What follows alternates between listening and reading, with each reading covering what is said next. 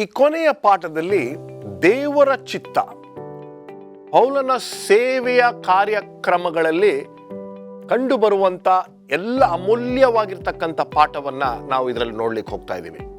ಕಾರ್ಯಕ್ರಮವನ್ನು ವೀಕ್ಷಿಸಿ ದೇವರ ಆಶೀರ್ವಾದವನ್ನು ಪಡೆಯಿರಿ.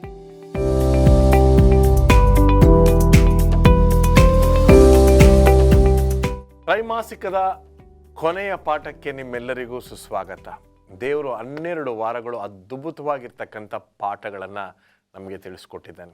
ಅದರಲ್ಲೂ ಫಿಲಿಪ್ಪಿದವರಿಗೆ ಮತ್ತು ಕೊಲೊಸ್ಸೆದವರಿಗೆ ಬರೆದಿರ್ತಕ್ಕಂಥ ಈ ಪತ್ರಿಕೆಗಳಲ್ಲಿ ಇಷ್ಟು ಮುತ್ತುಗಳು ಅಡಗಿತ್ತಾ ಅನ್ನೋ ರೀತಿಯಲ್ಲಿ ಪಾಠಗಳು ನಮಗೆ ನೆರೆದು ಬಂದಿದೆ. ಬನ್ನಿ, ಇವತ್ತಿನ ಈ ಪಾಠವನ್ನು ಶುರು ಮಾಡುವ ಮುನ್ನ ಒಂದು ಸಣ್ಣ ಪ್ರಾರ್ಥನೆಯನ್ನು ಮಾಡಿಕೊಳ್ಳೋಣ. ನಮ್ಮನ್ನು ಬಹಳವಾಗಿ ಪ್ರೀತಿ ಮಾಡುವಂಥ ನಮ್ಮ ಪರಮ ತಂದೆಯೇ, ಈ ಪಾಠದಲ್ಲಿ ನೀನು ನಿಂತು ನಮ್ಮೆಲ್ಲರಿಗೂ ತಿಳಿಸಬೇಕಾಗಿರ್ತಕ್ಕಂಥ ಸತ್ಯವನ್ನು ತಿಳಿಸಿಕೊಡಬೇಕೆಂದು ಯೇಸು ಕ್ರಿಸ್ತನ ದಿವ್ಯ ನಾಮದಲ್ಲಿ ಆಶೀರ್ವಾದವನ್ನು ಬೇಡಿ ಹೊಂದಿದ್ದೇವೆ ನಮ್ಮ ತಂದೆಯೇ, ಆಮೆನ್. ಮರಳಿ ಸ್ವಾಗತ. 13ನೇ ಪಾಠಕ್ಕೆ ಬಂದಿದ್ದೇವೆ. ನಾವೆಲ್ಲರೂ ಯಾವುದರಲ್ಲಿ ನಿಂತಿದ್ದೇವೆ ಅಂತಕ್ಕಂಥ ವಿಷಯವನ್ನು ನಾವು ಕಲೀಲಿಕ್ಕೆ ಹೋಗ್ತಾ ಇದ್ದೀವಿ. ಸ್ಮರಣ ವಾಕ್ಯ 1ನೇ ಥೆಸಲೋನಿಕದವರಿಗೆ 5ನೇ ಅಧ್ಯಾಯ 18ನೇ ವಚನ. ಪಾಸ್ಟರ್ ಮುತ್ತು ಮ್ಯಾಥ್ಯೂ. ದೇವರ ವಾಕ್ಯ ಈ ರೀತಿ ಹೇಳುತ್ತೆ, ಎಲ್ಲದರಲ್ಲಿಯೂ ಕೃತಜ್ಞತಾಸ್ತುತಿ ಮಾಡಿರಿ, ಇದೇ ನಿಮ್ಮ ವಿಷಯವಾಗಿ ಕ್ರಿಸ್ತ ಯೇಸುವಿನಲ್ಲಿ ತೋರಿ ಬಂದ ದೇವರ ಚಿತ್ತ. ಹೇಳಿ ಪಾಸ್ಟರ್ ಪ್ರಸನ್ನ ಕುಮಾರ್, ಇವತ್ತು ಯಾವ ವಿಚಾರವಾಗಿ ನಾವು ಕಲೀಲಿಕ್ಕೆ ಹೋಗ್ತಾ ಇದ್ದೀವಿ? ಒಂದು ಪಕ್ಷಿ ನೋಟವನ್ನು ಕೊಡಿ. ಇಡೀ 12 ವಾರಗಳು ನಾವು ಫಿಲಿಪ್ಪಿಯ ಮತ್ತು ಕೊಲೊಸ್ಸೆಯ ಪುಸ್ತಕಗಳನ್ನು ಅದ್ಭುತವಾಗಿ ಕಲಿತ್ಕೊಂಡು ಬಂದು ಕೊನೆಯಲ್ಲಿ ಪೌಲನು ಹೇಗೆ ಅದನ್ನು ಮುಕ್ತಾಯಗೊಳಿಸ್ತಾನೆ ಅಂದರೆ, ನಾವೆಲ್ಲರೂ ದೇವರ ಚಿತ್ತದಲ್ಲಿ ನಿಂತಿದ್ದೇವೆ, ದೇವರ ಚಿತ್ತ ಇಲ್ಲದಿದ್ದರೆ ನಾವೇನು ಮಾಡಲಿಕ್ಕೆ ಶಕ್ತರಲ್ಲ ಎಂಬುದಾಗಿ. ವಿಶೇಷವಾಗಿ ಕೊನೆಯ ಕೊಲೊಸ್ಸೆಯ ಪುಸ್ತಕದಲ್ಲಿ ಪೌಲನು ಒಂದು ವಿಶಾಲವಾದಂಥ ಸಹ ಕೆಲಸಗಾರರ ವ್ಯವಸ್ಥೆಯನ್ನು ನಮಗೆ ಬಹಳ ಚೆನ್ನಾಗಿ ತಿಳಿಸ್ತಾನೆ. ತಾನು ಮಾತ್ರ ಆ ಗೌರವವನ್ನು ತೆಗೆದುಕೊಳ್ಳದೆ ತನ್ನ ಜೊತೆ ಕೆಲಸಗಾರರಿಗೆ ಆ ಒಂದು ಗೌರವವನ್ನು ಪೌಲನು ಕೊಡುವುದನ್ನು ಇಲ್ಲಿ ನೋಡುವಂಥರಾಗಿದ್ದೇವೆ. ಅಪೊಸ್ತಲರ ಕೃತ್ಯಗಳಲ್ಲಿ ನಾವು ನೋಡುವಾಗ ಪೌಲನು ಬಾರ್ನಬನ ಜೊತೆಯಲ್ಲಿ ಸೇವೆಯನ್ನು ಮಾಡ್ತಾ ಇದ್ದ. ಪೌಲ ಬಾರ್ನಬರು ಜೊತೆಯಾಗಿ ಎಲ್ಲ ಕಡೆ ಕೆಲಸ ಮಾಡ್ತಾಯಿದ್ರು. ಒಂದು ವಿಧದಲ್ಲಿ ಒಂದು ಸಮಯದಲ್ಲಿ ಪೌಲನು ಒಳ್ಳೆಯ ಪ್ರಸಂಗಗಾರನ ಆಗಲಿಕ್ಕೆ ಕಾರಣನೇ ಬಾರ್ನಬನಾಗಿದ್ದನು. ಯಾಕೆಂದರೆ ಬಾರ್ನಬನು ಉತ್ತೇಜನ ಮಾಡಿ ಪೌಲನನ್ನು ಪರಿಚಯ ಮಾಡ್ತಾ ಇದ್ನು. ಒಂದು ದಿವಸ ಅದೇ ಬಾರ್ನಬನು ಹೇಳ್ತಾನೆ, ನಮ್ಮ ಜೊತೆಯಲ್ಲಿ ನಮ್ಮ ಸಹ ಕೆಲಸಗಾರನಾಗಿ ಮಾರ್ಕನನ್ನು ಕರೆದುಕೊಂಡು ಹೋಗೋಣ. ಅದು ಪೌಲನಿಗೆ ಹಿಡಿಸಲಿಲ್ಲ. ಪೌಲ ಹೇಳ್ತಾನೆ, ಇಲ್ಲ, ಮಾರ್ಕ ಒಬ್ಬ ಸೋಮಾರಿ, ಅವನು ಸರಿಯಾಗಿ ಕೆಲಸ ಮಾಡೋದಿಲ್ಲ. ಆದರೆ ಬಾರ್ನಬನು ಹೇಳ್ತಾನೆ, ಅವನಿಗೆ ಇನ್ನೊಂದು ಅವಕಾಶ ಕೊಡೋಣ, ಅವನು ಚೆನ್ನಾಗಿ ಕೆಲಸ ಮಾಡ್ಬೋದು, ಸೇವೆ ಮಾಡ್ಬೋದು ಎಂಬುದಾಗಿ ಹೇಳುವಾಗ ಪೌಲ ಒಪ್ಪೋದಿಲ್ಲ. ಈ ಒಂದು ಕಾರಣಕ್ಕೆ ಇಬ್ಬರು ಬೇರೆ ಬೇರೆ ಆಗ್ತಾರೆ. ಬೇರೆ ಬೇರೆ ಆದಾಗ ಪೌಲನು ಶೀಲನನ್ನು ಕೆಲಸಕ್ಕೆ ಕರ್ಕೊಂಡು ಹೋಗ್ತಾನೆ, ಬಾರ್ನಬನು ಮಾರ್ಕನನ್ನು ಕೆಲಸಕ್ಕೆ ಕರ್ಕೊಂಡು ಹೋಗ್ತಾನೆ. ಇಬ್ಬರು ಈ ಒಂದು ಬೇರೆ ಬೇರೆ ಕೆಲಸಗಳನ್ನು ಮಾಡುವಾಗ ಈ ಪ್ರಸ್ತಾಪ ಹೇಗೆ ಬರ್ತದೆ ಅಂದರೆ, ಕೊಲೊಸ್ಸೆಯ ಪುಸ್ತಕದಲ್ಲಿ ಬಾರ್ನಬನ ಬಗ್ಗೆ ಪ್ರಸ್ತಾಪ ಮಾಡ್ತಾ ಇದ್ದಾನೆ. ಹೌದು, ಆವತ್ತು ಬಾರ್ನಬನು ಹೇಳಿದ್ದು ಸರಿ, ನಾನು ಮಾರ್ಕನನ್ನು ಸೇರಿಸ್ಕೊಳ್ಬೇಕಾಗಿತ್ತು, ಸಹ ಕೆಲಸಗಾರನಾಗಿ ಆತನ ಪಡೆದುಕೊಳ್ಬೇಕಾಗಿತ್ತು ನಾನು ಎಂಬುದಾಗಿ. ನೋಡಿ, ದೊಡ್ಡವರು ಸಹ ಕೆಲಸ ತಪ್ಪುಗಳನ್ನ ಮಾಡ್ಬೋದು, ಆದರೆ ಆ ತಪ್ಪುಗಳನ್ನ ತಿದ್ದುಕೊಳ್ತಕ್ಕಂಥದ್ದು ಬಹಳ ಪ್ರಾಮುಖ್ಯ. ಪೌಲನು ಇಲ್ಲಿ ನಮಗೆ ಕೇಳಿಸಲೇ ಇಲ್ಲ ಆ ಹೆಸರುಗಳು. ಆ ಹೆಸರುಗಳನ್ನ ನಾವು ಇದುವರೆಗೂ ನೋಡೋಕ್ಕಿಲ್ಲ. ತುಕಿಕನಾಗಿರ್ಬೋದು, ಎಪಾಪರಸನಾಗಿರ್ಬೋದು, ಜಸ್ಟಸ್ ಆಗಿರ್ಬೋದು, ನೆಫಿಯನ್ ಆಗಿರ್ಬೋದು, ಇಂಥ ಅನೇಕ ಹೆಸರುಗಳು ನಾವು ಒಂದು ಸಾರಿಯೂ ಕೇಳಿಸ್ಕೊಳ್ಳಲಿಲ್ಲ. ಅವ್ರ ಬಗ್ಗೆ ಎಲ್ಲ ಪ್ರಸ್ತಾಪ ಮಾಡ್ತಾ ಇದ್ದೇನೆ. ಇವರೆಲ್ಲರೂ ಸಹ ನನ್ನ ಜೊತೆ ಕೆಲಸಗಾರರು, ಇವ್ರ ಜೊತೆ ನಾನು ಕೆಲಸ ಮಾಡಿದ್ದೆ, ದೇವರ ಚಿತ್ತ ಇತ್ತು, ಆ ಚಿತ್ತವನ್ನು ಇವರು ನೆರವೇರಿಸಿದ್ದಾರೆ, ಅವ್ರ ಜೊತೆಯಲ್ಲಿ ನಾವು ಮುಂದೆ ಹೋಗೋಣ ಎಂಬುದಾಗಿ. ವಂಡರ್ಫುಲ್. ತಪ್ಪು ಮಾಡಿದ್ಮೇಲೆ ತಪ್ಪು ಮಾಡಿದ್ದೇನೆ ಅಂತ ಹೇಳ್ತಕ್ಕಂಥದ್ದು ದೊಡ್ಡ ಗುಣ. ಓಕೆ, ಮುಂದೆ ಹೋಗೋಣ. ಭಾನುವಾರದ ಪಾಠ. ಭಾನುವಾರದ ಪಾಠದಲ್ಲಿ ಪೌಲ ಭಾಳ ಸ್ಪಷ್ಟವಾಗಿ ಸುವಾರ್ಥ ಸೇವೆ ಹೇಗೆ ನಾವು ಹಂಚಲಿಕ್ಕೆ ಸಾಧ್ಯ ಎಂಬುದಾಗಿ ತಿಳಿಸ್ಕೊಡ್ತಾನೆ. ನಾವು ನಮ್ಮದು ಆಫೀಸಲ್ಲಿ ನನಗೊಂದು ಇಲಾಖೆ ಕೊಟ್ಟಿದ್ದಾರೆ, ಗಾಸ್ಪಲ್ ಔಟ್ರೀಚ್ ಅಂತೇಳಿ. ಈ ಸುವಾರ್ತೆಯನ್ನು ಹೊರವಲಯಕ್ಕೆ ಹೇಗೆ ನಾವು ಮುಟ್ಟಿಸೋದು ಅಂತ ಒಂದು ಇಲಾಖೆನೇ ಇದೆ. ಇಲ್ಲಿ ಈ ಸುವಾರ್ತೆ ಹೇಗೆ ಹೊರಗಡೆ ಮುಟ್ಟಿಸ್ಲಿಕ್ಕೆ ಸಾಧ್ಯ ಅಂತ ಅಂಶವನ್ನು ಪೌಲ ಭಾಳ ಸ್ಪಷ್ಟವಾಗಿ ಹೇಳ್ತಾನೆ. 4ನೇ ಅಧ್ಯಾಯ 7ನೇ ವಚನದಿಂದ, ಪ್ರಿಯ ಸಹೋದರನು, ನಂಬಿಗಸ್ತನಾದ ಸೇವಕನು, ಕರ್ತನಲ್ಲಿ ಜೊತೆಯ ದಾಸನಾಗಿರುವ ತುಕಿಕನು ನನ್ನ ಸಂಗತಿಗಳನ್ನೆಲ್ಲ ನಿಮಗೆ ತಿಳಿಸುವನು. ನೀವು ನನ್ನ ಸಮಾಚಾರವನ್ನು ತಿಳ್ಕೊಳ್ಳುವ ಹಾಗೆಯೂ ಅವನು ನಿಮ್ಮ ಹೃದಯಗಳನ್ನು ಸಂತೈಸುವ ಹಾಗೆಯೂ ಅವನನ್ನು ನಂಬಿಗಸ್ತನಾದ ಪ್ರಿಯ ಸಹೋದರನಾಗಿರುವ ನಿಮ್ಮ ಊರಿನ ಒನೇಸೀಮನ ಜೊತೆಯಲ್ಲಿ ಕಳುಹಿಸಿದ್ದೇನೆ. ಅವರು ಇಲ್ಲಿ ನಡೆಯುವ ಸಂಗತಿಗಳನ್ನೆಲ್ಲ ನಿಮಗೆ ತಿಳಿಸುವರು. ಇವತ್ತು ಈ ಸುವಾರ್ತೆಯನ್ನು ಹೊರಗಡೆ ತೆಗೆದುಕೊಂಡು ಹೋಗಲಿಕ್ಕೆ ಪೌಲ ಬರಲಿಕ್ಕಾಗಲಿಲ್ಲ. ಪೌಲ ಸೆರೆಮನೆಯಲ್ಲಿದ್ದ. ಆದರೆ ಇಲ್ಲಿ ಇಬ್ಬರನ್ನ, ತುಕಿಕನನ್ನು ಮತ್ತು ಒನೇಸಿಮನನ್ನು ಕಳಿಸ್ಕೊಡ್ತಾರೆ. ಹೋಗಿ ಇಲ್ಲಿ ಹೇಗೆ ಆಗ್ತಾ ಇದೆ, ಹೋಗಿ ಅವ್ರಿಗೇನು ಮಾಡು ತಿಳಿಸೋಂತ. ಇವತ್ತು ಸೇವೆ ನಮ್ಮದು ಮಿಷನ್ ಅಪೀಲ್ ಇದೆ, ಮಿಷನ್ ವರ್ತಮಾನ ಇದೆ. ಸೇವೆ ಹೇಗೆ ನಡೀತದೆ ಅಂತೇಳಿ ನಾವು ಅಲ್ಲಿ ಹೋಗೋಕ್ಕಾಗಲ್ಲ, ಅಲ್ಲಿಂದ ವರ್ತಮಾನ ಬರುತ್ತೆ. ಆ ವರ್ತಮಾನ ಕೇಳಿದ್ಮೇಲೆ ನಾವು ಸಹಾಯ ಮಾಡಲಿಕ್ಕೆ, ಜನಗಳು ಕಳಿಸ್ಲಿಕ್ಕೆ ಕಾಣಿಕೆ ಕೊಡ್ತೀವಿ. ಹಾಗೇ ಪೌಲ ಅದೇ ಅಭ್ಯಾಸವನ್ನು ಮಾಡ್ತಿದ್ದಾನೆ. ಇಲ್ಲಿ ಏನು ನಡೀತದೆ ನಿಮ್ಗೆ ಯಾರು ಗೊತ್ತಿಲ್ಲ, ಆದರೆ ಇವ್ರು ಬಂದು ವರ್ತಮಾನ ಕೊಡ್ತಾರೆ. ಸುವಾರ್ತೆ ಸೇವೆ. ನಾನು ಸೆರೆಮನೆಯಲ್ಲಿ ಸರಪಣಿಯೆಲ್ಲ ಕಟ್ಟಲ್ಪಟ್ಟದಾಗಿಯೂ ಅವನು ಕೈದಿಯಾಗಿರಲಿಲ್ಲ, ಸೇವೆನ ಮಾಡ್ತಾನೇ ಇದ್ದ. ಅಲ್ಲಿ ಒನೇಸಿಮನ್ ಯಾರಾಗಿದ್ದ? ಕೈದಿಯಾಗಿದ್ದ. ಕೈದಿಯನ್ನು ಅವನು ಪರಿವರ್ತನೆ ಮಾಡಿ ಬೈಬಲ್ ಸ್ಟಡಿ ಕೊಟ್ಟು ಅವನನ್ನು ಸದ್ಭಕ್ತನಾಗಿ ಮಾಡಿ ಅವನು ಹೋಗಿ ಸಾಕ್ಷಿ ಕೊಡೋಕೆ ಮಾಡ್ತಾನೆ. ಎಂಥ ಒಂದು ಅದ್ಭುತವಾದಂಥ ಸೇವೆ. This is outreach. ನಾವು ಎಲ್ಲಿರ್ತೀವಿ ಅಲ್ಲೇ ನಮ್ಮ ಸನ್ನಿವೇಶವನ್ನು ಸದುಪಯೋಗಪಡಿಸ್ಕೊಳ್ಬೇಕಾಗಿದೆ. ಅನೇಕ ಸರಿ ನಾವು ಬೇರೆ ದೇಶಕ್ಕೆ ಹೋಗೋಕ್ಕಾಗಲ್ಲ ಮಿಷನರಿಗಳಾಗಿ. ನಾವು ಇರ್ತಕ್ಕಂಥ ವಟಾರದಲ್ಲೇ ನಾವು ಮಿಷನರಿಗಳಾಗಿ ಸೇವೆ ಮಾಡ್ಬೋದು, ಬೇರೆಯವ್ರಿಗೆ ಪ್ರಭಾವ ಮಾಡ್ಬೋದು, ಅವ್ರ ಬಗ್ಗೆ ಅವ್ರಿಗೆ ನಾವು ಸತ್ಯವನ್ನು ತಿಳಿಸ್ಬೋದು. ನಾವು ಹೋಗದಿರೋ ಕಡೆಗೆ ಅವರು ಹೋಗಿ ಸುವಾರ್ತೆ ಸಾರಲಿಕ್ಕೆ ಸಾಧ್ಯ ಆಗುತ್ತೆ. ಅದಕ್ಕಾಗಿಯೇ ಎಫೆಸರಿಗೆ ಬರೆದ ಪತ್ರಿಕೆ 6ನೇ ಅಧ್ಯಾಯ 21ನೇ ವಚನದಲ್ಲೂ ಈತನ ಬಗ್ಗೆ ಹೇಳ್ತಾ ಇದೆ, ತುಕಿಕನ ಬಗ್ಗೆ ನೋಡಿ. ನನ್ನ ಸಂಗತಿಗಳು ನಿಮಗೆ ಸಹ ಗೊತ್ತಾಗುವ ಹಾಗೆ ಪ್ರಿಯ ಸಹೋದರನು, ಕರ್ತನಲ್ಲಿ ನಂಬಿಗಸ್ತನಾದ ಸೇವಕನಾಗಿರುವ ತುಕಿಕನು ನಿಮಗೆ ಎಲ್ಲವನ್ನು ತಿಳಿಸುವನು. ಸೊ ಈ ಟೈಕಸ್ ಅಥವಾ ತುಕಿಕನು ಪೌಲನಿಗೆ ಸಹ ಸೇವಕನಾಗಿದ್ದ. ಒಬ್ಬ ದೊಡ್ಡ ನಾಯಕರ ಸಂಗಡ ಸಣ್ಣ ಸೇವಕ ನಾವು ಏನಾಗ್ತೀವಿ, ಅಸೋಸಿಯೇಟ್ ಆಗ್ತೀವಿ. ನಾವು ಅವ್ರಿಗೆ ಹೋಗಿ ಸಹಾಯ ಮಾಡಿ ಅವ್ರ ಮುಖಾಂತರ ಕಲ್ತ್ಕೊಳ್ಳಿ ಅಂತೇಳಿ. ಅವರ ಅಡಿಯಲ್ಲಿ ನಾವು ಒಳ್ಳೆ ನಾಯಕರಿದ್ದರೆ ಒಳ್ಳೆ ಸೇವಕರಾಗ್ತಾರೆ. ನಾವು ಒಳ್ಳೆ ನಾಯಕರುಗಳ ಸಂಗಡ ಕೆಲಸ ಮಾಡಿದ್ರೆ ಸಂಘದಂತೆ ಸನ್ಯಾಸಿ ಕೆಡೋದಂತೆ, ಸಂಘದಿಂದ ಸನ್ಯಾಸಿ ಕೆಡೋದಂತೆ. ಆ ರೀತಿಯಾಗಿ ಕೆಡೋವಂಥ ಸಾಧ್ಯತೆಗಳಿದೆ. ಪೌಲನು ಒಳ್ಳೆ ಸೇವಕನಾಗಿ, ನಾಯಕನಾದ ಪ್ರಯುಕ್ತವಾಗಿ ತುಕಿಕನು, ಒನೇಮಸನು ಒಳ್ಳೆ ಸೇವಕರಾದರು, ಸುವಾರ್ತೆ ಸಾರಲಿಕ್ಕೆ ಸಹಾಯ ಆಯಿತು ಎಂಬ ಕಾಣ್ತೀವಿ. ವಂಡರ್ಫುಲ್. ಒಂದು ಸಣ್ಣ ವಿರಾಮವನ್ನು ತೆಗೆದುಕೊಳ್ಳೋಣ. ಒಂದು ಸಣ್ಣ ವಿರಾಮ. ಮರಳಿ ಸ್ವಾಗತ. ಬನ್ನಿ ನಮ್ಮ ಚರ್ಚೆಯನ್ನು ಮುಂದುವರಿಸ್ಕೊಂಡು ಹೋಗೋಣ. ಪಾಸ್ಟರ್ ಮುತ್ತು ಮ್ಯಾಥ್ಯೂ ಅವರು ನಮಗೋಸ್ಕರ ಕಾಯ್ತಾ ಇದ್ದಾರೆ. ಒಂದು ದೊಡ್ಡ ಸಭೆಯ ಬೋಧಕರು. ಸೊ ಕರೆಕ್ಟಾಗಿರ್ತಕ್ಕಂಥ ಒಂದು ಶಿರೋನಾಮೆ ನಿಮಗೆ ಬಂದಿದೆ, ಹೇಳಿ.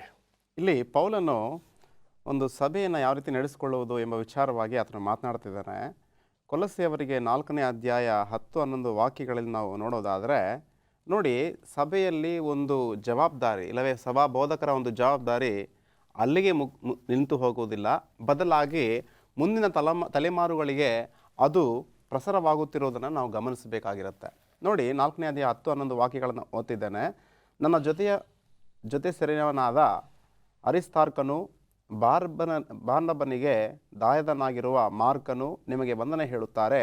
ಮಾರ್ಕನನ್ನು ಕುರಿತು ಅಪ್ಪಣೆಗಳನ್ನು ಹೊಂದಿದಿರಲ್ಲ. ಅವನು ನಿಮ್ಮ ಬಳಿಗೆ ಬಂದರೆ ಅವನನ್ನು ಸೇರಿಸಿಕೊಳ್ಳಿರಿ. ನೋಡಿ, ಇಲ್ಲಿ ಪೌಲ ಏನನ್ನು ತಿಳಿಸ್ತಿದ್ದಾನೆ ಎಂಬುದಾಗಿ ನಾವು ನೋಡುವಾಗ, ಅರಿಸ್ತಾರ್ಕನೆಂಬಂತಹ ವ್ಯಕ್ತಿ ಪೌಲನ ಜೊತೆ ಸೆರೆಯವನು ಎಂಬುದಾಗಿ ಆತನು ತಿಳಿಸ್ತಾ ಇದ್ದಾನೆ. ಪೌಲನೊಟ್ಟಿಗೆ ಹಿಂಸೆಗಳನ್ನು ತಾಳಿದಾತನು, ಪೌಲನೊಟ್ಟಿಗೆ ಸೆರೆಮನೆಯಲ್ಲಿ ಇದ್ದಾತನು ಎಂಬುದಾಗಿ ನಾವಿಲ್ಲಿ ಗಮನಿಸಬಹುದು. ಅಷ್ಟೇ ಅಲ್ಲ, ಇಲ್ಲಿ ಬಾರ್ನಬನ ಕುರಿತಾಗೂ ಕೂಡ, ಇಲ್ಲಿ ಮಾರ್ಕನ ಕುರಿತಾಗೂ ಕೂಡ ಪೌಲನು ಬರಿತಾ ಇದ್ದಾನೆ. ಮಾರ್ಕನು ಅಂದರೆ ಬಾರ್ನಬನಿಗೆ ದಾಯಾದಿ. ಆತನು ಒಮ್ಮೆ ನಿಮ್ಮ ಬಳಿಗೆ ಬರುವಾಗ ಆತನನ್ನು ಸೇರಿಸಿಕೊಳ್ಳಿರಿ ಎಂಬುದಾಗಿ ಪೌಲನು ಇಲ್ಲಿ ತಿಳಿಸ್ತಾ ಇದ್ದಾನೆ. ಇಲ್ಲಿ ನೋಡುವಾಗ 3 ಯಹೂದ್ಯರನ್ನು ಇಲ್ಲಿ ಪೌಲನು ತಿಳಿಸ್ತಾ ಇದ್ದಾನೆ. ಯಾರು 3 ಯಹೂದ್ಯರು ಎಂಬುದಾಗಿ ನಾವು ನೋಡೋದಾದರೆ, ಅರಿಸ್ತಾರ್ಕನು, ಮಾರ್ಕನು ಮತ್ತು ಜಸ್ಟಸ್ ಎಂಬಂತಹ ಈ 3 ಕೂಡ ಯಹೂದ ವಿಶ್ವಾಸಿಗಳು, ಅವರು ಸುನ್ನತಿಯನ್ನು ಹೊಂದಿದವರು. ಇನ್ನೂ ಮೂವರಿದ್ದಾರೆ. ಆ ಮೂವರು ಯಾರು ಎಂಬುದಾಗಿ ನಾವು ನೋಡೋದಾದರೆ 12ರಿಂದ 14 ವಾಕ್ಯಗಳಲ್ಲಿ ನಾವು ಇದನ್ನು ಕಾಣಬಹುದಾಗಿದೆ. ಈ ಮೂವರು ಕೂಡ ಅನ್ಯರು. ಯಾರು ಎಂಬುದಾಗಿ ನಾವು ನೋಡುವಾಗ ಎಪಫ್ರನು, ಲೂಕನು ಮತ್ತು ದೇಮನು, ಈ ಮೂವರು ಕೂಡ ಯಾರು ಎಂಬುದಾಗಿ ನಾವು ನೋಡುವಾಗ ಅನ್ಯ ಕ್ರೈಸ್ತರು ಎಂಬುದಾಗಿ ನಾವಿಲ್ಲಿ ಗಮನಿಸಬಹುದಾಗಿದೆ. ಪೌಲನು ತನ್ನ ಫಸ್ಟ್ ಮಿಷನರಿ ಜರ್ನಿಯಲ್ಲಿ ಅಂದರೆ ತನ್ನ ಮೊದಲ ಸುವಾರ್ಥ ಪ್ರಯಾಣದ ವೇಳೆಯಲ್ಲಿ ಮಾರ್ಕನ ವಿಚಾರವಾಗಿ ಆತನಿಗೆ ಅಸಮಾಧಾನ ಉಂಟಾಗುತ್ತೆ. ಅಸಮಾಧಾನ ಉಂಟಾದಾಗ ಆತನು ಬೇಡ ಎಂಬುದಾಗಿ ಆತನು ತಿರಸ್ಕಾರ ಮಾಡ್ತಾನೆ. ಇದಾದ ಬಳಿಕ ಕೆಲವು ವರ್ಷಗಳ ನಂತರ ಆ ಮಾರ್ಕನನ್ನು ಕರೆದುಕೊಂಡು ಬಾ, ನನಗೆ ಬಹಳ ಉಪಯುಕ್ತವಾದವನು, ಸುವಾರ್ಥ ಸೇವೆಯಲ್ಲಿ ನನಗೆ ತುಂಬ ಸಹಾಯಕನಾಗಿ ಆತನು ನಿಲ್ಲುತ್ತಾನೆ ಎಂಬಂತಹ ಭರವಸೆಯ ಮಾತುಗಳನ್ನು ಇಲ್ಲಿ ಪೌಲನು ಮಾತನಾಡ್ತಾ ಇದ್ದಾನೆ. ಅಂದರೆ ಸುವಾರ್ತೆ ಒಬ್ಬರಿಂದ ಮತ್ತೊಬ್ಬರಿಗೆ ಪ್ರಸಾರವಾಗುತ್ತಿರುವುದನ್ನು ಇಲ್ಲಿ ನಾವು ಗಮನಿಸಬಹುದು. ನಮ್ಮ ಸಭೆಗಳಲ್ಲೂ ಕೂಡ ಅಷ್ಟೇ, ಒಬ್ಬರಿಂದ ಮತ್ತೊಬ್ಬರಿಗೆ ಆ ಸುವಾರ್ತೆ ಎಂಬುದು ಹರಡಬೇಕು. ಇದು ತಾನೇ ದೇವರು ನೇಮಿಸಿರುವಂತಹ ಒಂದು ನಿಯಮ. ಮತ್ತಾಯನ ಸುವಾರ್ತೆ 28ನೇ ಅಧ್ಯಾಯ ಕೊನೆಯ 3 ವಾಕ್ಯಗಳನ್ನು ನಾವು ಗಮನಿಸೋದಾದರೆ, ನೀವು ಲೋಕದ ಕಟ್ಟೆಕಡೆಗೆ ಹೋಗಿ ನನ್ನ ಸುವಾರ್ತೆಯನ್ನು ಸಾರ್ರಿ, ನಂಬಿದವರನ್ನು ತಂದೆ, ಕುಮಾರ, ಪರಿಶುದ್ಧಾತ್ಮ ದೇವರ ನಾಮದಲ್ಲಿ ನೀವು ಅವರಿಗೆ ದೀಕ್ಷೆಯನ್ನು ಕೊಡಬೇಕು, ನನಗೆ ಶಿಷ್ಯರನ್ನಾಗಿ ಮಾಡಬೇಕು ಎಂಬುದಾಗಿ ಯೇಸು ಸ್ವಾಮಿಯವರು ಹೇಳ್ತಾರೆ. ಆದ್ದರಿಂದ ಈ ಒಂದು ಜವಾಬ್ದಾರಿ ಸಭೆಯ ಮೇಲಿದೆ. ಸಭಾ ಬೋಧಕರ ಮೇಲೆ ಮಾತ್ರ ಇಲ್ಲ, ಸಭೆಯ ಮೇಲೆ ಇದೆ. ಆದ್ದರಿಂದ ಈ ಒಂದು ಕೆಲಸ ಕಾರ್ಯವನ್ನು ಮಾಡುವುದರಲ್ಲಿ ನಾವು ಸದಾ ನಿರತರಾಗಿರಬೇಕು ಎಂಬ ನುಡಿಗಳನ್ನು ಪೌಲರು ತಿಳಿಸ್ತಾ ಇದ್ದಾರೆ. ಓಕೆ, ಮುಂದೆ ಹೋಗೋಣ. ನಾವು ಯಾವ ರೀತಿ ಇರಬೇಕು, ಯಾವ ರೀತಿ ಸಂಪೂರ್ಣತೆಯನ್ನು ಕಾಣ್ತೇವೆ ಅಂತಕ್ಕಂಥ ವಿಚಾರವನ್ನು ನಾವು ಮಂಗಳವಾರದ ಪಾಠದಲ್ಲಿ ನೋಡ್ತಾ ಇದ್ದೀವಿ. ಹೇಳಿ ಸರ್. ಕೊಲೋಸ್ಯದವರಿಗೆ ಬರೆದ ಪತ್ರಿಕೆ 4ನೇ ಅಧ್ಯಾಯ 12 ಮತ್ತು 13ರಲ್ಲಿ ಪೌಲನು ಬಹಳ ಸ್ಪಷ್ಟವಾಗಿ ಹೇಳ್ತಾನೆ, ಕ್ರಿಸ್ತ ಯೇಸುವಿನ ದಾಸನಾಗಿರುವ ನಿಮ್ಮ ಊರಿನ ಎಪಫ್ರನನ್ನು ನಿಮಗೆ ವಂದನೆ ಹೇಳುತ್ತಾನೆ. ಈ ಎಪಫ್ರನು ಯಾರು ಎಂಬುದನ್ನು ಈಗಾಗಲೇ ನಾವು ಮೊದಲನೇ ಪಾಠದಲ್ಲಿ ಕಲಿತ್ಕೊಂಡಿದ್ದೇವೆ. ಈ ಎಪಫ್ರನು ದೇವರ ಸೇವೆಯನ್ನು ಕೊಲೋಸ್ಯದಲ್ಲಿ, ಲವೋದಿಕೀಯದಲ್ಲಿ, ಹಿರಿಯಾಪೋಲಿ ಎಂಬತಕ್ಕಂಥ ಸ್ಥಳಗಳಲ್ಲಿ ಬಹಳ ವೇಗವಾಗಿ ಸುವಾರ್ತೆ ಸಾರುವುದಕ್ಕೆ ಸಹಾಯ ಮಾಡಿದಂಥ ವ್ಯಕ್ತಿ. ಅವನು ಪ್ರಾರ್ಥನೆ ಮಾಡುವಾಗ 4 ವಿಷಯಗಳನ್ನು ಇಲ್ಲಿ ಪ್ರಸ್ತಾಪ ಮಾಡ್ತಾ ಇದ್ದಾನೆ. ಆ 4 ವಿಷಯಗಳು ಯಾವುದೆಂದರೆ, ನಿಮಗೋಸ್ಕರ ಹೋರಾಡಿ ನೀವು ಪ್ರವೀಣರಾಗಿಯೂ ಎಲ್ಲ ವಿಷಯಗಳಲ್ಲಿ ದೇವರ ಚಿತ್ತವನ್ನು ಕುರಿತು ಪೂರ್ಣ ನಿಶ್ಚಯವುಳ್ಳವರಾಗಿಯೂ ನಿಂತಿರಬೇಕೆಂದು ವಿಜ್ಞಾಪನೆ ಮಾಡುತ್ತಾನೆ. ಈ 4 ವಿಷಯಗಳನ್ನು ಸ್ವಲ್ಪ ಹೊತ್ತು ನಾವು ಕಲಿತುಕೊಳ್ಳೋಣ. ಯಾವುದರ ವಿಷಯದಲ್ಲಿ ನಾವು ಸ್ಥಿರವಾಗಿ ನಿಂತಿರಬೇಕು? ದೇವರ ವಾಕ್ಯದ ವಿಷಯದಲ್ಲಿ. ಯಾಕೆಂದರೆ ಕೊಲೋಸ್ಯ 1ನೇ ಅಧ್ಯಾಯ 23ನೇ ವಚನ ಹೇಳುತ್ತದಾಗಿದೆ, ನಮ್ಮ ಅಸ್ತಿವಾರದ ಮೇಲೆ ನಿಂತು ಸ್ಥಿರವಾಗಿದ್ದು ನಂಬಿಕೆಯಲ್ಲಿ ನೆಲೆಗೊಂಡಿರಬೇಕು. ದೇವರ ವಾಕ್ಯ ಎಂಬತಕ್ಕಂಥ ಸತ್ಯದಲ್ಲಿ ಬೇರೂರಬೇಕು. ಅದು ಸ್ಥಿರತೆಯನ್ನು ಸೂಚನೆ ಮಾಡುವಂಥದ್ದಾಗಿದೆ. ಅದು ಮಾತ್ರವಲ್ಲ, ಇದೇ ವಾಕ್ಯವು ನಮ್ಮನ್ನು ಸೈತಾನನ ಕುತಂತ್ರಗಳಿಂದ ಬಿಡುಗಡೆ ಮಾಡುತ್ತದೆ ಎಂಬುದಾಗಿ ಎಫೆಸದವರಿಗೆ 6ನೇ ಅಧ್ಯಾಯ 11ನೇ ವಚನದಲ್ಲಿ ಪೌಲ ಹೇಳ್ತಾನೆ, ಸೈತಾನನ ತಂತ್ರೋಪಾಯಗಳನ್ನು ನೀವು ಎದುರಿಸಿ ನಿಲ್ಲುವುದಕ್ಕೆ ಶಕ್ತರಾಗುವಂತೆ ದೇವರು ದಯಪಾಲಿಸುವ ಸರ್ವಾಯುಧಗಳನ್ನು ಧರಿಸಿಕೊಳ್ಳಿರಿ. ಆ ಸರ್ವಾಯುಧಗಳು ಯಾವುದು ಎಂಬುದನ್ನು ಎಫೆಸದವರಿಗೆ 6ನೇ ಅಧ್ಯಾಯ 10ರಿಂದ 18ನೇ ವಚನದಲ್ಲಿ ನಾವು ಗಮನಿಸಿದ್ದೇವೆ. ಹಾಗಿರುವಲ್ಲಿ ಈ ಸರ್ವಾಯುಧಗಳನ್ನು ನಾವು ಧರಿಸಿಕೊಂಡಾಗ 2ನೇ ತಿಮೋತಿ 2:9 ಹೇಳುವಂಥದ್ದಾಗಿದೆ, ದೇವರ ಸ್ಥಿರವಾದ ಅಸ್ತಿವಾರವು ಇದರಲ್ಲಿದೆ. ಆ ಅಸ್ತಿವಾರದ ಮೇಲೆ ನೀವು ನಿಂತುಕೊಳ್ಬೇಕೆಂಬುದಾಗಿ. ಹೀಗೆ ನಿಂತುಕೊಂಡಾಗ ಎರಡನೇದಾಗಿ ನೀವೇನಾಗ್ತೀರಾ ಅಂದರೆ ಪ್ರವೀಣರಾಗ್ತೀರಾ. ಯಾವುದರಲ್ಲಿ ಪ್ರವೀಣತೆಯನ್ನು ಹೊಂದುತ್ತೀರಾ ಎಂಬುದಾಗಿ ಹೇಳುವಾಗ, ದೇವರ ಗುಣಾತಿಶಯಗಳಲ್ಲಿ ನೀವು ಪ್ರವೀಣರಾಗ್ತೀರಾ, ಪ್ರೀತಿಯಲ್ಲಿ ಪ್ರವೀಣರಾಗ್ತೀರಾ, ದೇವರ ವಾಕ್ಯದಲ್ಲಿ ಪ್ರವೀಣರಾಗ್ತೀರಾ. ಹೀಗೆ ಪ್ರವೀಣತೆಯನ್ನು ಪಡೆದುಕೊಂಡಾಗ ಯೇಸು ಸ್ವಾಮಿ ಹೇಳತಕ್ಕಂಥ ಆ ಪರ್ವತ ಪ್ರಸಂಗದ ಯೋಜನೆಗಳನ್ನು ಪರಿಪಾಲನೆ ಮಾಡ್ತೀವಿ. ಯಾವುದು? ಪ್ರೀತಿ, ವೈರಿಗಳನ್ನು ಪ್ರೀತಿ ಮಾಡುವುದು, ಅನ್ಯರಿಗೆ ನಾವು ಸುವಾರ್ತೆಯನ್ನು ಸಾರುವುದು, ವೈರಿಗಳನ್ನು ಹಾಗೆ ಮಾಡುವವರನ್ನು ಪ್ರೀತಿ ಮಾಡ್ತಕ್ಕಂಥದ್ದು, ಹಿಂಸೆ ಪಡಿಸೋರನ್ನು ಪ್ರೀತಿ ಮಾಡೋದು, ಇವೆಲ್ಲವನ್ನು ನೀವು ಕಲ್ತುಕೊಳ್ತೀರ ಎಂಬುದಾಗಿ. ಮೂರನೇದಾಗಿ ಪ್ರವೀಣತೆಯನ್ನು ಹೊಂದಿದ ಮೇಲೆ ನೀವೇನಾಗ್ತೀರ ಅಂದ ಪೂರ್ಣ ನಿಶ್ಚಯವಾಗ್ತೀರಾ, ಸಂಪೂರ್ಣತೆ ಹೊಂದ್ತೀರಾ. ಇದು ಏನನ್ನು ತೋರಿಸ್ತದೆ ಎಂಬುದಾಗಿ ಹೇಳುವಾಗ, ನಾವು ಸಂಪೂರ್ಣವಾಗಿ ದೇವರಲ್ಲಿ ಪರಿವರ್ತನೆಯನ್ನು ಹೊಂದುತ್ತೇವೆ. ಅಬ್ರಹಾಮನು ಹೇಳಿದ ಹಾಗೆ, ಐ ಆಮ್ ಫುಲ್ಲಿ ಕನ್ವಿನ್ಸ್ಡ್, ಅಂದರೆ ನಾನು ದೇವರು ನನ್ನನ್ನು ಕರೆದಿದ್ದಾನೆ ಎಂಬುದಾಗಿ ಇದರ ಮೂಲಕವಾಗಿ ನಾನು ತಿಳಿದುಕೊಂಡಿದ್ದೇನೆ. ಕೊನೆಯದಾಗಿ ಹೇಳ್ತಕ್ಕಂಥದ್ದು, ಇವೆಲ್ಲದನ್ನು ಮಾಡುವಾಗ ದೇವರ ಚಿತ್ತಾನುಸಾರವಾಗಿ ಮಾಡಬೇಕು. ಆ ದೇವರ ಚಿತ್ತಾನುಸಾರವಾಗಿ ಮಾಡುವಾಗ ನಾವೇನಾಗ್ತೇವೆ ಅಂದರೆ ಪರಿಪೂರ್ಣವಾಗಿಯೂ ಸಂಪೂರ್ಣವಾಗಿಯೂ ನಾವು ನಿಲ್ಲುತ್ತೇವೆ. ಇಲ್ಲವಾದರೆ ಅಪೂರ್ಣರಾಗ್ತೇವೆ. ಆ ಪರಿಪೂರ್ಣತೆ ನಮ್ಮಲ್ಲಿ ಬರೋದಿಲ್ಲ.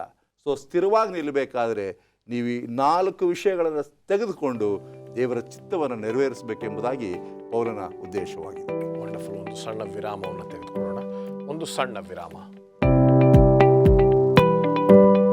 ಮರಳಿ ಸ್ವಾಗತ. ಬನ್ನಿ, ನಮ್ಮ ಚರ್ಚೆಯನ್ನು ಮುಂದುವರಿಸ್ಕೊಂಡು ಹೋಗ್ತಾ ಇದ್ದೀವಿ. ಅಂತಿಮ ಭಾಗದಲ್ಲಿದ್ದೇವೆ. ಅದರಲ್ಲಿ ವಿಶೇಷವಾಗಿ ಬುಧವಾರದ ಪಾಠದಲ್ಲಿ ನಾವು ಈ ಲೋಕದಲ್ಲಿ ಯಾವ ರೀತಿ ಇರಬೇಕು ಎಂಬತಕ್ಕಂಥ ವಿಚಾರವನ್ನು ಸತ್ಯವೇದದಿಂದ, ವಾಕ್ಯದ ಮೂಲಕ ನಮ್ಮನ್ನು ಬಲಪಡಿಸಲು ಬರುತ್ತಿದ್ದಾರೆ ಪಾಸ್ಟರ್ ರಾಜದಾಸ್.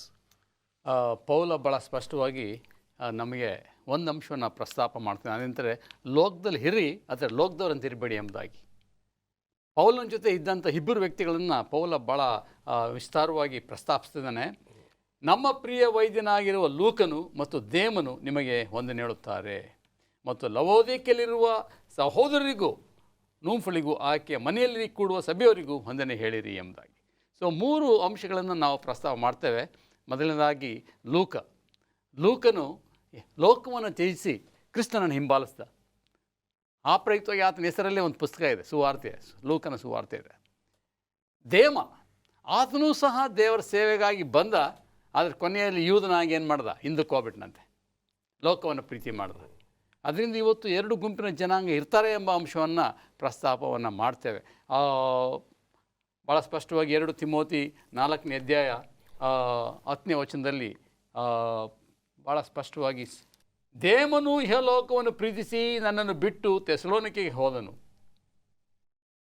ಲೂಕನು ಮಾತ್ರ ನನ್ನ ಜೊತೆಯಲ್ಲೇ ಇದ್ದಾನೆ. ಇವತ್ತು ಕಷ್ಟ ಸಂಕಟ ಬಂದಾಗ ನಾವು ಹಿಂದೆ ನಾವು ರಾಗಾಡ್ತೀವಿ, ಮುಂದೆ ಹೋಗುವೇನು ಆ ಗುರಿ ಮುಟ್ಟುವ ತನಕ. ಕಷ್ಟ ಸಂಕಟ ಬಂದರೂ ನಾವು ಹಿಂದೆ ನೋಡದೆ ಮುಂದೆ ಹೋದ್ರೆ ಮಾತ್ರ ನಮಗೆ ಆ ಸ್ವರ್ಗ ಇದೆ. ನಾವು ದೇಮನಾಗೆ ಕಷ್ಟ ಬಂತು ಅಂಥೇಳಿ ನಾವು ಲೌಕಿಕ ಆಸೆ ಪಟ್ಟು ಹಿಂದಕ್ಕೆ ಹೋದರೆ ನಮಗೆ ಸ್ವರ್ಗ ತಪ್ಪೋಗುತ್ತೆ. ಅದರಿಂದ ನಾವು ಎಷ್ಟೇ ಕಷ್ಟ ಸಂಕಟ ಬಂದರೂ ಕೊನೆ ತನಕ ನಂಬಿಗಸ್ತ ಇರಬೇಕಾಗಿದೆ. ಮತ್ತೊಂದು ಅಂಶವನ್ನು ಪೌಲ ಪ್ರಸ್ತಾಪ ಮಾಡ್ತಿದ್ದಾನೆ. ಯೇಸು ಸ್ವಾಮಿ ಇವತ್ತು ನಮ್ಮ 7th ಅಡ್ವೆಂಟಿಸ್ಟ್ದು ಮುಖ್ಯವಾದ ತತ್ವ ಯಾವುದಂತೀರ? ಯೇಸು ಸ್ವಾಮಿಯ ಪುನರಾಗಮನ. ಯೇಸು ಸ್ವಾಮಿಯ ಪುನರಾಗಮನಕ್ಕೆ ನೀವು ಎಚ್ಚರವಾಗಿದ್ದು ಕಾಯ್ತಾ ಇರಬೇಕಂತೆ. ವಾಚ್ ಆ್ಯಂಡ್ ಪ್ರೇ ಅಂತ ಹೇಳ್ತಾನೆ. ಈ ಭಾಳ ನಿಗೂಢವಾದಂಥ ವಿಷಯ ಇದು. ಮಾರ್ಕನು ಬರೆದ ಸುವಾರ್ತೆ 13ನೇ ಅಧ್ಯಾಯದಲ್ಲಿ ಭಾಳ ಸ್ಪಷ್ಟವಾಗಿ ಮಾರ್ಕನು ಹೇಳ್ತಿದ್ದಾನೆ, ಇದಲ್ಲದೆ ಆ ದಿನದ ವಿಷಯವಾಗಲಿ ಆ ಗಳಿಗೆ ವಿಷಯವಾಗಲಿ ನನ್ನ ತಂದೆಗೆ ತಿಳಿಯುವುದು ಹೊರತು ಯಾರಿಗೂ ಗೊತ್ತಿಲ್ಲ. ಆ ಗೊತ್ತಿಲ್ಲ ಅಂತೇಳಿ ನೀವು ಏನಾಗಿರಬಾರ್ದು, ಅಲಕ್ಷ್ಯವಾಗಿರಬಾರ್ದು, ಎಚ್ಚರಿಕೆಯಾಗಿರಬೇಕು, ಸದಾ ಸಿದ್ಧವಾಗಿರಬೇಕು ಅಂತ ಎಡಬಿಡದೆ ನಾವು ಪ್ರಾರ್ಥನೆ ಮಾಡ್ತಾ ಸ್ವಾಮಿಯನ್ನು ಎದುರು ನೋಡ್ತಾ ಇರಬೇಕಂತೆ. 10 ಮಂದಿ ಕನ್ನಿಕೆಯರ ವಿಷಯನ ನಾವು ಮತ್ತ 25ನೇದಲ್ಲಿ ಓದ್ತೇವೆ. ಎಲ್ಲರೂ ಮೊದಲಿಗೆ ಎದುರು ನೋಡ್ತಾಯಿದ್ರು, ಆದರೆ ತಡ ಆದ ಪ್ರಯುಕ್ತವಾಗಿ ಎಷ್ಟು ಜನ ಮಲಿಕೊಂಡ್ರು? ಎಲ್ಲರೂ ಮಲಗಿಬಿಟ್ರು, ಎಲ್ಲರೂ ನಿದ್ದೆ ಮಾಡಿಬಿಟ್ರು. ಆದರೆ ಮಧ್ಯರಾತ್ರಿಯಲ್ಲಿ ತುತ್ತೂರಿ ಆದಾಗ ಎಷ್ಟು ಜನ ಸಿದ್ಧವಾಗಿದ್ದರು? 5 ಮಂದಿ ಕನ್ನಿಕೆಯರು. 10 ಮಂದಿನೂ ಕನ್ನಿಕೆಯರೇ. ಕನ್ನಿಕೆ ಅಂದರೆ ಪರಿಶುದ್ಧತೆ ಇದ್ದಿತ್ತು, ಎಲ್ಲರೂ ಯಥಾರ್ಥವಾಗಿದ್ದರು. ಆದರೆ ಅವರಲ್ಲಿ ಪವಿತ್ರಾತ್ಮನ ಶಕ್ತಿ 5 ಮಂದಿರಲ್ಲಿ ಇರಲಿಲ್ಲ ಅಂತ ಹೆಣ್ಣೆ. ಅವರ ಕ್ಯಾರೆಕ್ಟರ್, ಅವರ ಗುಣಲಕ್ಷಣ ವಿಸ್ತೃತವಾಗಿತ್ತು. ಅವರು ಕ್ರಿಸ್ತನಿಗೆ ಕಾಯ್ತಾಯಿದ್ರು, ಆದರೆ ಇಹಲೋಕವನ್ನು ಪ್ರೀತಿ ಮಾಡ್ತಾಯಿದ್ರು. ಆ ಪ್ರಯುಕ್ತವಾಗಿ ಆ ಮೊದಲಿಂಗನ ಸಂಗಡ ಹೋಗೋದಕ್ಕೆ ಅವ್ರು ತಪ್ಪಿಸ್ಕೊಂಡ್ರಂತೆ. ಈ ಮಾರ್ಕನ ಸುವಾರ್ತೆಯಲ್ಲಿ ತೀತ ಹೇಳ್ತಾನೆ, ಆ ಭಾಗ್ಯಕರವಾದ ನಿರೀಕ್ಷೆ, ಸ್ವಾಮಿ ಬರೋದು ನಮಗೆ ಭಾಗ್ಯಕ್ಕೆ ನಿರೀಕ್ಷೆ ಆಗಬೇಕು. ಆ ನಿರೀಕ್ಷೆಗೆ ಎದುರು ನೋಡ್ತಾ ಇರಬೇಕು. ಯಾರು ಎದುರು ನೋಡ್ತಿರ್ತಾರೆ, ನಿರೀಕ್ಷಿಸ್ತಾರೆ, ಅವ್ರು ಮಾತ್ರ ಹೋಗ್ತಾರಂತೆ. ಈ ಪ್ರಕಟಣೆ 3ನೇ ಅಧ್ಯಾಯದಲ್ಲೂ ಸಹ ಹೇಳ್ತಾರೆ, ಲವೋದಿಕೆ ಸಭೆಯ ಗುರುತು. ನಾವು ಆ ಉಗುರು ಬೆಚ್ಚತನವನ್ನು ಬಿಟ್ಟು ನಾವು ಬೆಚ್ಚನೆಯಾದ ಕ್ರೈಸ್ತರಾಗಿ ಕ್ರಿಸ್ತನಿಗಾಗಿ ಎದುರು ನೋಡ್ತಾ ಇರಬೇಕು ಎಂಬುದಾಗಿ ಪೇತ್ರನು ಸಹ ಹೇಳ್ತಾನೆ. ತಡ ಆಗಿದೆ ಅಂತೇಳಿ ನೀವು ನಿರ್ಲಕ್ಷ್ಯ ಮಾಡಬೇಡಿ. ನೀವು ನೆನೆಸಿದ ಗಳಿಗೆಯಲ್ಲಿ ಕಳ್ಳನು ಬರುವ ರೀತಿಯಲ್ಲಿ ಬರ್ತಾನೆ ಅಂತ ಹೇಳಿದ್ರೆ, ನೆನೆಸಿದ ರೀತಿಯಲ್ಲಿ ಸ್ವಾಮಿ ಬರ್ತಾನೆ, ನಾವು ಸಿದ್ಧವಾಗಿರ್ಬೇಕಂತೆ. ಸೊ ನಾವೆಲ್ಲರೂ ಕೊನೆಯ ಕಾಲದಲ್ಲಿ ಜೀವಿಸ್ತಾ ಇದ್ದೇವೆ. ಸ್ವಾಮಿ ಯಾವಾಗ ಬರ್ತಾನೆ ಗೊತ್ತಿಲ್ಲ. ನಾವು ಆತನಿಗಾಗಿ ಸಿದ್ಧರಾಗಿರೋಣ. ಆತನ ಸಂಗಡ ಹೋಗಲಿಕ್ಕೆ ನಾವು ಎಲ್ಲರೂ ಬೇರೆಯವ್ರನ್ನೂ ಸಹ ಸಿದ್ಧಪಡಿಸೋಣ. ವಂಡರ್ಫುಲ್. ಗುರುವಾರದ ಪಾಠಕ್ಕೆ ನಾವು ಬರುವುದಾದರೆ ಲವೋದಿಕ ಸಭೆಗೆ ಒಂದು ಸಂದೇಶ ಹೇಳಿ. ಲವೋದಿಕ ಸಭೆಗೆ ಒಂದು ಸಂದೇಶ. ಇಲ್ಲಿ ಪೌಲನು ಏನು ಮಾಡ್ತಿದ್ದಾನಪ್ಪ ಅಂತಂದರೆ, ಯೆಶಾಯನ ಮುಖಾಂತರ, ಅಂದರೆ ಯೆಶಾಯನ ಪ್ರವಾದನೆಯ ಗ್ರಂಥದ ಮುಖಾಂತರ ಆತನು ಮಾತನಾಡಲು ಪ್ರಯತ್ನ ಮಾಡ್ತಿದ್ದಾನೆ. ಈ ಒಂದು ಭಾಗದಲ್ಲಿ ಏನು ಎಂಬುದಾಗಿ ನಾವು ನೋಡುವಾಗ, ಇಸ್ರಾಯೇಲರು ಒಂದು ಪವಿತ್ರ ಜನಾಂಗ. ಆ ಪವಿತ್ರ ಜನಾಂಗ ಆತ್ಮೀಯ ವ್ಯಭಿಚಾರವನ್ನು ಮಾಡ್ತಾರೆ. ಏನು ಆತ್ಮೀಯ ವ್ಯಭಿಚಾರ ಎಂಬುದಾಗಿ ನಾವು ನೋಡುವಾಗ, ಲೋಕದ ಕಡೆಗೆ ತಿರುಗಿಕೊಂಡು ವ್ಯಭಿಚಾರವನ್ನು ಮಾಡುವುದು, ವಿಗ್ರಹಾರಾಧನೆಗೆ ಒಳಗಾಗುವುದು, ಇವೆಲ್ಲವನ್ನು ಕೂಡ ಮಾಡ್ತಾ ಇರ್ತಾರೆ. ಅಂಥವರಿಗೆ ಯೆಶಾಯನು ಏನು ಮಾಡ್ತಾನಪ್ಪ ಅಂತಂದರೆ, 1ನೇ ಅಧ್ಯಾಯ 16ರಿಂದ 20 ವಚನಗಳಲ್ಲಿ, ಬನ್ನಿರಿ ನಿಮ್ಮ ಪಾಪಗಳು ಕಡು ಕೆಂಪಾಗಿದ್ದರೂ ಕೂಡ ನಾನು ಏನು ಮಾಡ್ತೇನೆ, ಹಿಮದಂತೆ ಬಿಳುಪಾಗಿ ಮಾಡ್ತೇನೆ ಎಂಬುದಾಗಿ ಯೆಶಾಯನು ಇಸ್ರಾಯೇಲರಿಗೆ ಒಂದು ಕರೆಯನ್ನು ಕೊಡ್ತಾನೆ. ದೇವರು ಒಂದು ಕರೆಯನ್ನು ಕೊಡ್ತಾನೆ. ಅದೇ ರೀತಿ ಯೇಸು ಸ್ವಾಮಿಯವರು ದೀಕ್ಷಾ ಸ್ನಾನವನ್ನು ಕೊಡುವಂತಹ ಯೋಹಾನನು ಕೂಡ ಏನು ಮಾಡ್ತಾನಪ್ಪ ಅಂತಂದರೆ, ಇದೇ ವಾರ್ತೆಯನ್ನು ಸಾರ್ತಾರೆ. ನಿಮ್ಮ ಪಾಪಗಳಿಗಾಗಿ ನೀವು ಮರಮರುಗಿರಿ, ದೇವರ ಕಡೆಗೆ ತಿರುಗಿಕೊಳ್ಳಿರಿ, ಫಲಭರಿತವಾದಂತಹ ಕ್ರೈಸ್ತರಾಗಿ ನೀವು ಜೀವಿಸಿರಿ ಎಂಬುದಾಗಿ ಯೋಹಾನನು, ಅಂದರೆ ದೀಕ್ಷಾ ಸ್ನಾನ ಕೊಡುವಂತಹ ಯೋಹಾನನು ಮತ್ತಾಯನ ಸುವಾರ್ತೆ 3ನೇ ಅಧ್ಯಾಯದಲ್ಲಿ ಹೇಳುವಂಥವನಾಗಿದ್ದಾನೆ. ಯೇಸು ಸ್ವಾಮಿಯವರು ಮತ್ತಾಯನ ಸುವಾರ್ತೆ 4ನೇ ಅಧ್ಯಾಯದಲ್ಲೂ ಕೂಡ ಇದೇ ವರ್ತಮಾನವನ್ನು ಸಾರಿ ಹೇಳೋದನ್ನು ನಾವು ಕಾಣ್ತಿದ್ದೇವೆ. ಅಂದರೆ ನಾವೆಲ್ಲರೂ ಕೂಡ ನಮ್ಮ ಪಾಪಗಳಿಂದ ತಿರುಗಿಕೊಂಡು ಕ್ರಿಸ್ತನ ಕಡೆಗೆ ನೋಡುವಂಥವರಾಗಿರಬೇಕು ಎಂಬುದಾಗಿ ಇಲ್ಲಿ ಬರೆಯಲ್ಪಟ್ಟಿದೆ. ಅಷ್ಟೇ ಅಲ್ಲ, ಅಪೊಸ್ತಲರು ಕೂಡ ಇದೇ ವಾರ್ತೆಯನ್ನು ಸಾರ್ತಾರೆ. ಆದ್ದರಿಂದ ಈ ಲವೋದಿಕೀಯ ಸಭೆಗೆ ಬರೆಯಲ್ಪಟ್ಟಂತಹ ಒಂದು ಸಂದೇಶ ಪ್ರಕಟಣೆ ಪುಸ್ತಕದಲ್ಲಿ ನಾವು ನೋಡ್ತೇವೆ, ನೀವು ಬೆಚ್ಚಗೂ ಇಲ್ಲ ತಣ್ಣಗೂ ಇಲ್ಲ, ನೀವು ಉಗುರು ಆಗಿದ್ದಾರೆ, ಆದ್ದರಿಂದ ನಾನು ಏನು ಮಾಡ್ತೇನೆ, ನಾನು ನಿಮ್ಮನ್ನು ಕಾರಿ ಬಿಡ್ತೇನೆ ಎಂಬುದಾಗಿ ದೇವರು ಹೇಳ್ತಾನೆ. ಆದ್ದರಿಂದ ನಾವು ಬೆಚ್ಚಗೋ ತಣ್ಣಗೋ ಇರಬೇಕು ವಿನಃ ಉಗುರು ಬೆಚ್ಚಗಾಗಿ ಇರುವಂತಹ ಪಕ್ಷದಲ್ಲಿ ದೇವರು ನಮ್ಮನ್ನು ಕಾರಿ ಬಿಡ್ತಾನೆ, ನಮ್ಮನ್ನು ಬಳಿಗೆ ಸೇರಿಸಿಕೊಳ್ಳುವುದಿಲ್ಲ ಎಂಬುದನ್ನು ನಾವಿಲ್ಲಿ ಈ ಸತ್ಯವನ್ನು ಗ್ರಹಿಸುವಂಥವರಾಗಿರಬೇಕು. ವಿಶೇಷವಾಗಿ ಯೇಸು ಸ್ವಾಮಿಯವರು ಭೂಪರಲೋಕಗಳನ್ನು ಒಟ್ಟುಗೂಡಿಸುವಂತಹ ಪ್ರಯತ್ನದಲ್ಲಿದ್ದಾರೆ. ಈ ಒಂದು ಕೊಲಸದವರಿಗೆ ಬರೆದಂತಹ ಪತ್ರಿಕೆಯಲ್ಲಿ, ಫಿಲಿಪ್ಪದವರಿಗೆ ಬರೆದಂತಹ ಪತ್ರಿಕೆಯಲ್ಲಿ ಇದನ್ನೇ ನಾವು ಧ್ಯಾನ ಮಾಡಿಕೊಂಡು ಬರ್ತಾ ಇದ್ದೇವೆ. ಯೇಸು ಸ್ವಾಮಿಯವರು ಮಾಡುತ್ತಿರುವಂತಹ ಈ ಒಂದು ಕೆಲಸ ಹಂತ ಹಂತವಾಗಿ ಆತನು ಮಾಡಲಿದ್ದಾನೆ. ಏನು ಹಂತ ಹಂತವಾಗಿ ಮಾಡಲಿದ್ದಾನೆ ಎಂಬುದಾಗಿ ನಾವು ನೋಡುವಾಗ, ಕಲ್ವಾರಿಯಲ್ಲಿ ಯೇಸು ಸ್ವಾಮಿಯವರು ಸತ್ತಾಗ ಸೈತಾನನಿಗೆ ಪರಲೋಕದ ಬಾಗಿಲು ಮುಚ್ಚಲ್ಪಟ್ಟಿತು. ಅದು ಮೊದಲನೇ ಭಾಗ. ಎರಡನೇ ಭಾಗ ಏನು ಎಂಬುದಾಗಿ ನಾವು ನೋಡುವಾಗ, ಜಡ್ಜ್ಮೆಂಟ್. ಯೇಸು ಸ್ವಾಮಿಯವರು ನಮಗಾಗಿ ಏನು ಮಾಡ್ತಿದ್ದಾರಪ್ಪ ಅಂತಂದರೆ, ವಿಜ್ಞಾಪನೆ ನಡೀತಿದ್ದಾರೆ. ಸ್ವಾಮಿ, ನನ್ನ ಮಗನು ನನ್ನ ಮಗಳು ಏನು ಮಾಡ್ತಿದ್ದಾರೋ ಗೊತ್ತಾಗ್ತಿಲ್ಲಪ್ಪ, ದಯಮಾಡಿ ಅವ್ರ ಪಾಪವನ್ನು ಕ್ಷಮಿಸು ಎಂಬುದಾಗಿ ಯೇಸು ಸ್ವಾಮಿಯವರು ನಮಗಾಗಿ ಏನು ಮಾಡ್ತಿದ್ದಾರಪ್ಪ ಅಂತಂದರೆ, ತಂದೆಯ ಬಳಿಯಲ್ಲಿ ಮೊರೆಯನ್ನು ಇಡ್ತಾ ಇದ್ದಾರೆ. ಇದು ಎರಡನೇ ಭಾಗ. ಮೂರನೇ ಭಾಗ ಏನು ಎಂಬುದಾಗಿ ನಾವು ನೋಡುವಾಗ, ಮಿಲೇನಿಯಲ್ ಜಡ್ಜ್ಮೆಂಟ್. ಅಂದರೆ 1000 ವರ್ಷಗಳು ಯೇಸು ಸ್ವಾಮಿ ಬಂದ ನಂತರ ನಾವೆಲ್ಲರೂ ಕೂಡ ಎತ್ತಲ್ಪಡ್ತೇವೆ. ಆ 1000 ವರ್ಷದಲ್ಲಿ ನಾವು ಮಿಲೇನಿಯಲ್ ಜಡ್ಜ್ಮೆಂಟಲ್ಲಿ ನಾವು ಇರ್ತೇವೆ. ಆ ಸಂದರ್ಭದಲ್ಲೂ ಯೇಸು ಸ್ವಾಮಿಯವರು ಈ ಹಂತವಾಗಿ ಯೇಸು ಸ್ವಾಮಿಯವರು ಕೆಲಸವನ್ನು ಮಾಡ್ತಿದ್ದಾರೆ. ಆದ್ದರಿಂದ ಯೇಸು ಸ್ವಾಮಿಯವರು ನಮ್ಮನ್ನು ದೇವರ ಬಳಿಗೆ ಸೇರಿಸಲು ಒಂದು ಪ್ರಯತ್ನವನ್ನು ಮಾಡುತ್ತಿರುವುದನ್ನು ಈ ಭಾಗದಲ್ಲಿ ನಾವು ಕಾಣಬಹುದಾಗಿದೆ. ಆದ್ದರಿಂದ ನಾವು ಕೆಟ್ಟದ್ದನ್ನು ಬಿಟ್ಟು ಒಳ್ಳೆಯದನ್ನು ಮಾಡುತ್ತಾ ದೇವರಿಗೆ ಸಮರ್ಪಕವಾದಂತಹ ಜೀವನವನ್ನು ಜೀವಿಸುವಂಥವರಾಗಿರಬೇಕಾಗಿದೆ. ವಂಡರ್ಫುಲ್. ಬಹಳಷ್ಟು ವಿಷಯಗಳು ಅಡಗಿರ್ತಕ್ಕಂಥ ಈ ತ್ರೈಮಾಸಿಕದಲ್ಲಿ ಬಹಳಷ್ಟು ವಿಚಾರಗಳನ್ನು ನೀವು ತಿಳಿಸ್ಕೊಟ್ಟಿದ್ದೀರಾ. ದೇವರು ನಿಮ್ಮ ಮೂವರನ್ನು ಹೆಚ್ಚಿನ ರೀತಿಯಲ್ಲಿ ಆಶೀರ್ವದಿಸಲಿ, ನೀವು ಒಂದು ಆಶೀರ್ವಾದವಾಗಿರಲಿ ಎಂಬತಕ್ಕಂಥದ್ದೇ ನಮ್ಮ ಪ್ರಾರ್ಥನೆಯಾಗಿದೆ. ದೇವರು ನಿಮ್ಮೆಲ್ಲರನ್ನ ಆಶೀರ್ವದಿಸಲಿ. ಒಂದು ನೂತನ ತ್ರೈಮಾಸಿಕದ ಪಾಠದೊಂದಿಗೆ ನಿಮ್ಮನ್ನು ನಾನು ಭೇಟಿಯಾಗ್ತೀನಿ. ಅಲ್ಲಿವರೆಗೂ ದೇವರು ನಿಮ್ಮನ್ನು ಕಾಯಲಿ.